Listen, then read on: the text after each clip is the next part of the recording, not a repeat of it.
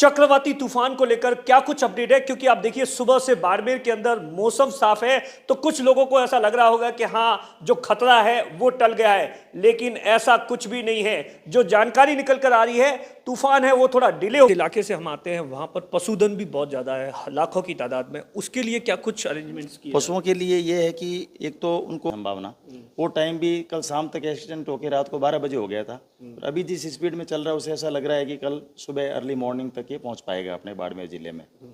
लेकिन फिर भी एहतियातन सारे कदम जिला। सर, पिछले 12-18 घंटे से लगातार बारिश, रुक रुक कर बारिश हो रही है, हवाएं भी चल रही है, तो कहाँ पर कोई गांव ऐसे भी हैं काफ़ी जहाँ पर पुल वगैरह गिर रहे हैं, तो उनको लेकर क्या कुछ, जैसे विद्युत व्यवस्था को लेकर तमाम तरीके की क्या कुछ तैयारी की जा रही है? उसमें माना जाए अगले 36 घंटे वो ज़्यादा इंपॉर्टेंट है, और उसके लिए किस तरीके से SDRF, आर्मी वगैरह तमाम तैयारी और सेक्शन आपके भेज देंगे। SDRF के 2 सेक्शन हमारे पास आ गए हैं।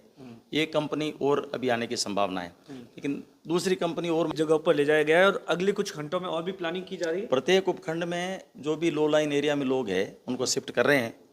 से निकलने में थोड़ी मुश्किल आती है, शाम तक समझाइश करके जो भी लो लाइन एरिया में शिफ्ट कर देंगे। सर, जिस वो बांध के ना रखें, खुला रखें उनको, और कोशिश चक्रवाती तूफान को लेकर क्या कुछ अपडेट है, क्योंकि आप देखिए सुबह से बाड़मेर के अंदर मौसम साफ है तो कुछ लोगों को ऐसा लग रहा होगा कि हाँ, जो खतरा है वो टल गया है, लेकिन ऐसा कुछ भी नहीं है। जो जानकारी निकल कर आ रही है, तूफान है वो थोड़ा डिले हो गया है। क्या कुछ ऐसा बताया जाता है? अभी अभी हमारी बाड़मेर के कलेक्टर साहब से भी बातचीत हुई थी, उनका कहना है कि हजारों की तादाद में 4-5 हजार लोगों को शिफ्ट कर दिया गया है, और अगले जो 36 घंटे है वो बहुत क्रूशियल है।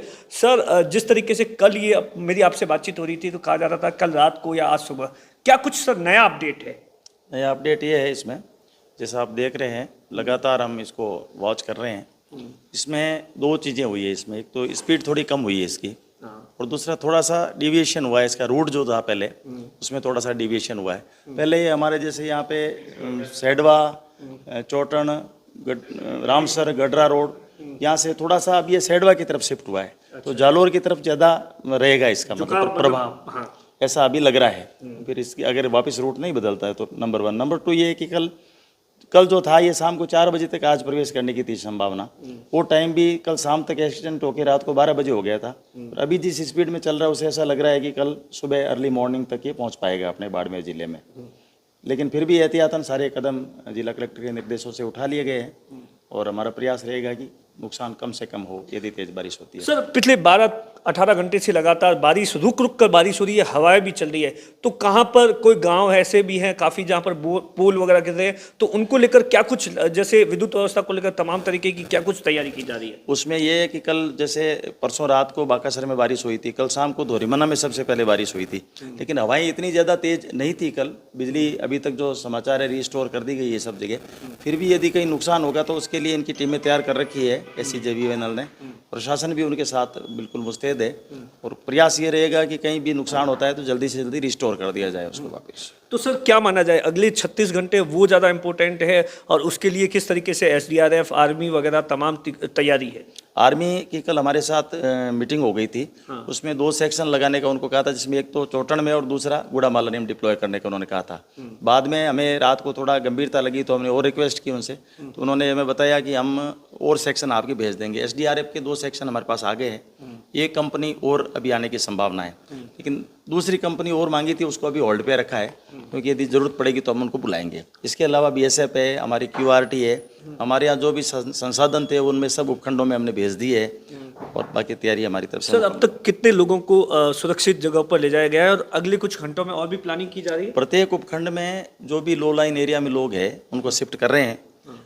एग्जैक्ट नंबर तो अभी हम ले रहे हैं सबसे, लेकिन जहाँ भी लो लाइन एरिया है वहाँ से स्कूलों वगैरह में शिफ्ट करने की कल शाम से शुरुआत कर दी थी। अब चूंकि डिले हो रहा है इसलिए हम भी चाहते हैं शाम तक आराम से एक बार उनको समझाइश करके, क्योंकि एकदम व्यक्ति अपने घर से निकलने में थोड़ी मुश्किल आती है, शाम तक समझाइश करके जो भी लो लाइन एरिया में शिफ्ट कर देंगे। सर, जिस इलाके से हम आते हैं वहाँ पर पशुधन भी बहुत ज़्यादा है, लाखों की तादाद में। उसके लिए क्या कुछ अरेंजमेंट्स किए? पशुओं के लिए ये है कि एक तो उनको बांध के ना रखें, खुला रखें उनको, और कोशिश करें कि टीन शेड वगैरह कोई इस तरह से अगर मजबूत बना रखे तो उनके नीचे रखें उनको। ये हमने सबको कल हिदायत कर दी है, उनके नीचे रखें और खुला रखें उनको, ताकि कम से कम नुकसान हो। अंतिम सवाल सर, लोगों से क्या अपील? लोगों से यही अनुरोध है कि आप सब अपने घरों में रहें, सुरक्षित रहें। किसी भी प्रकार की कोई भी अव्यवस्था होने पर या सुविधा होने पर हमें तत्काल हमारे सभी उपखंडों में कंट्रोल रूम है, जिला मुख्यालय पर भी कंट्रोल रूम है, सभी अधिकारियों के नंबर जारी किए हुए, आप तत्काल सूचित करें हमें। अब देखिए, ये थे अतिरिक्त जिला कलेक्टर, जिनका साफ तौर पर कहना है कि जो आज शाम को 4 बजे था वो डिले होकर, लेकिन अभी तक ऐसा बताया जाता है कि खतरा अभी तक टला नहीं है। दिनेश बोरा, बाड़मेर।